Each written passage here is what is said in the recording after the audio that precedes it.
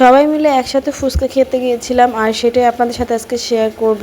আসসালামু আলাইকুম, আশা করি সবাই ভালো আছেন। আলহামদুলিল্লাহ, আপনাদের দোয়া এবং আল্লাহর রহমতে আমিও অনেকটা ভালো আছি। আল্লাহ যখন যাকে যেভাবে রাখে সবসময় আসলে আমাদের বলা উচিত আলহামদুলিল্লাহ, কারণ আমাদের চেয়েও খারাপ পরিস্থিতিতে অনেক মানুষ থাকে।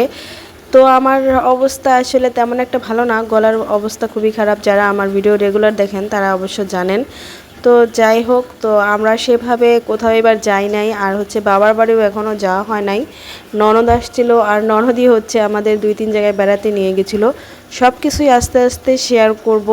তো আজকে শেয়ার করব সবাই মিলে আমরা ফুচকা খেতে গিয়েছিলাম সেই বিষয়টা। আমাদের কিন্তু অনেক কম বাসা থেকে বের হওয়া হয়, এর জন্য হচ্ছে আমার ননদ জোর করে আমাদেরকে হাঁটিয়ে নিয়ে যাচ্ছে ইচ্ছে করে। তো সবাই আমরা হাঁটতে হাঁটতে চক দিয়ে চলে গেলাম হচ্ছে ধামরাই বাজারে। এসেই পড়ছি উপজেলার কাছাকাছি, উপজেলাতে আসছে ফুচকা খাওয়ার জন্য। আর এদিক দিয়ে আমার হাঁটতে হাঁটতে অবস্থা খুবই খারাপ হয়ে গেছে, যেহেতু বেশি হাঁটা হয় না। তো আজকে অনেক দিন পর হাঁটা হয়েছে, এই কারণে প্রচণ্ড পরিমাণে ঘামতেছিলাম। তাই আমার ননদ আমাকে জোর করে লেবু পানি খাওয়ালো, এতে করে আমার শরীরটা যেন একটু ভালো থাকে। যাই হোক, কথা বলতে বলতে কিন্তু চলে আসছি ধামরাই উপজেলা। আমার বিয়ে হয়েছে 10 বছর, কিন্তু সেভাবে আসলে এই উপজেলাতেও আমার কখনো আসা হয়নি। আমি আসলে বাসা থেকে তেমন একটা বেরই হই না। তো যাই হোক, এই যে একটা বিয়ের গাড়ি, তো মাশাল্লাহ গাড়িটা খুবই ভালো লাগলো দেখতে, সাজানোটা খুবই সুন্দর হয়েছে। এই ধামরাইতে হচ্ছে প্রচুর পরিমাণে বানর আছে, অনেক বানর দেখা যায়। তো এখানে আসতে আসতে হচ্ছে ভাবি আমাকে দেখালো এই যে বানর, ভিতরে গেলে আসলে আরও অনেক বানর দেখা যায়। এখানে প্রচণ্ড পরিমাণে বানর, গাছের আম টাম বা কারো হাতে কিছু থাকলে একদম সাথে সাথে নিয়ে যায়। তো আমরা হাঁটতে হাঁটতে উপজেলার মাঝখানে প্রায় চলে আসছি। তো এখানে এসে দেখলাম অনেকগুলো ফুচকার দোকান আছে, তবে আমরা এখান থেকে আসলে খাবো না, কারণ এখানে হচ্ছে বসার মতো তেমন জায়গা নাই ফুচকার দোকানগুলোতে। আর এখানে সকাল থেকে একদম রাত 10টা-11টা পর্যন্ত প্রচুর পরিমাণে মানুষ আসে। এই যে মাশাল্লাহ, পুকুরটা খুবই সুন্দর। এই পুকুরের ধারে মানুষ বসে থাকে একটু ঠান্ডা খোলামেলা পরিবেশে, আর খুবই বাতাস থাকে সারাক্ষণ, অনেক বাতাস থাকে।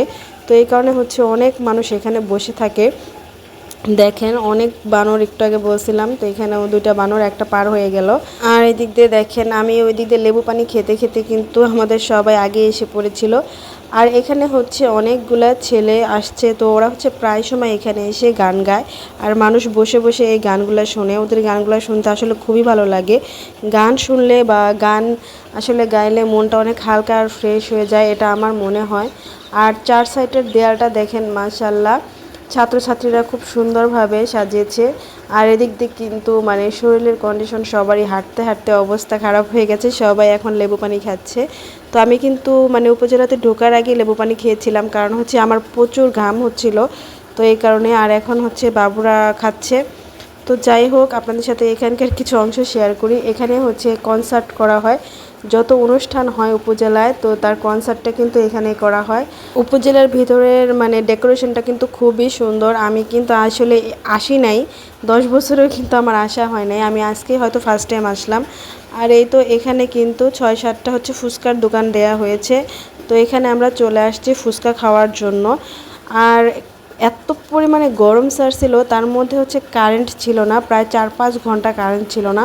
তো সেই গরমে হচ্ছে আমরা ফুচকা খাচ্ছি, কিছু করার নাই, যেহেতু উদ্দেশ্যই ছিল ফুচকা খাওয়ার জন্য। আর ঈদে তেমনভাবে কোথাও যাই নাই, তো ফুচকা খাওয়ার উদ্দেশ্যে আসছি। আর সিরিয়াল ধরে বসে আছি আমরা সবাই, কারণ প্রচুর পরিমাণে মানুষ এখানে উপজেলাতে ঘুরতে আসে, আর ঘোরার ছলেই কিন্তু সবাই একটু খাওয়া দাওয়া করে।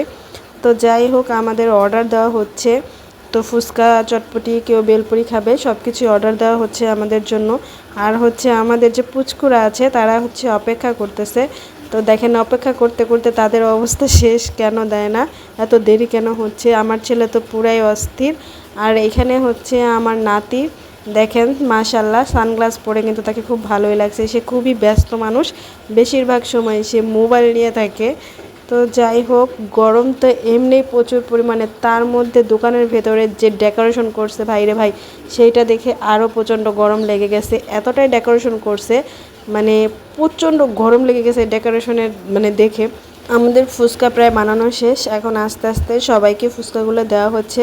তো দেখেন এদিকে আমার ছেলে ফুচকা খাচ্ছে, খুবই বড় হয়ে গেছে সে, এখন আর আমাকে হাত দিয়ে খাওয়াই দিতে দেয় না। বাহিরে গেলে সে নিজের হাত দিয়ে মাতবুরি করে, মানে নিজে নিজেই খাবে। আমরা যদি খেতে পারি নিজের হাত দিয়ে, সে কেন খেতে পারবে না, তাকে তো কিছু বলাই যায় না।